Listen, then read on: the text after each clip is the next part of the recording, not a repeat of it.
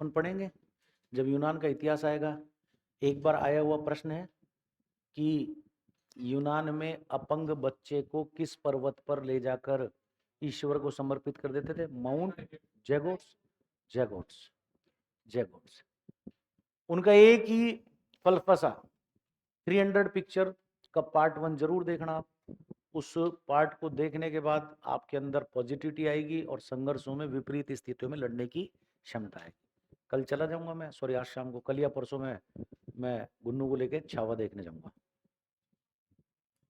छत्रपति शिवाजी के जीवन पे आधारित पिक्चर, मोटिवेशनल मूवीज को आपको जरूर देखना है। ये आपके जीवन में संघर्षों में लड़ने की क्षमता को पैदा करता है। सुपर 30 आज तक कितनी बार टीवी पाई हो, मैंने हर बार शुरू से अंत तक देखी है। सुपर 30 ये बताती है आपको कि आपके अस्तित्व के लिए, जब तक आप कोचिंग पे थे आप राजा थे, जैसे आपने कोचिंग छोड़ी वही कोचिंग आपको मिट्टी में मिलाने के लिए।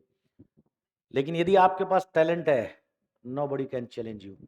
आपको कोई भी चैलेंज नहीं कर सकता। आपको खुद आप ही चैलेंज कर सकते हो। मन के अंदर के विचार, मन के बाहर के विचार, मेरा मन डोले तन डोले। जब तक उसको पैसे की लालसा थी, उसने उस कोचिंग पर पढ़ाया। जैसे ही उसने ये देखा कि अब राजा का बेटा राजा नहीं बनेगा, वो बनेगा जिसमें काबिलियत होगी, तो फिर वो मन के बाहर के विचार, मन के अंदर के विचार तो क्या थे? विलासितापूर्ण जीवन जीना, लेकिन मन के बाहर के विचार परिवर्तित हो गए। सेम एज इट इज यूनानी लोग सबसे पहले शारीरिक शिक्षा की नींव उन्होंने एक आदर्श पर रखी, एक आइडियल पर रखी। कोई टैलेंट नहीं, बच्चा गोरा होना चाहिए।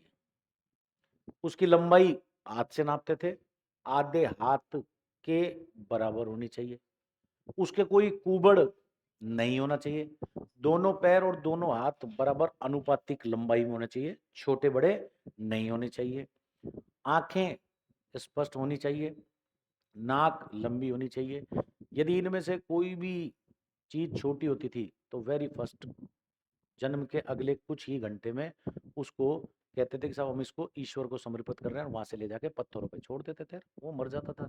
तो यूनानियों की प्रारंभिक शारीरिक शिक्षा की नींव किस आदर्श पर थी? सुंदर शरीर। बच्चा कैसा होना चाहिए? सुंदर।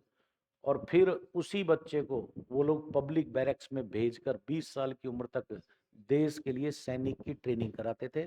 तो यही एक उनका आदर्श था। और विचार क्या था? सबल जाति सबल शरीर। यदि हमारा शरीर सबल है तो हमारी आने वाली जाति कैसी पैदा होगी? जातियों की उत्पत्ति, ओरिजिन ऑफ स्पीसीज। किसकी किताब? मेंडल की इरविन।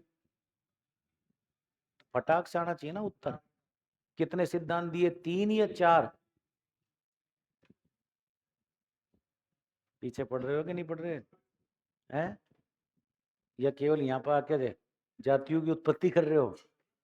भैया ध्यान रखना, जातियों की उत्पत्ति में नई जाति पैदा हो जाती है।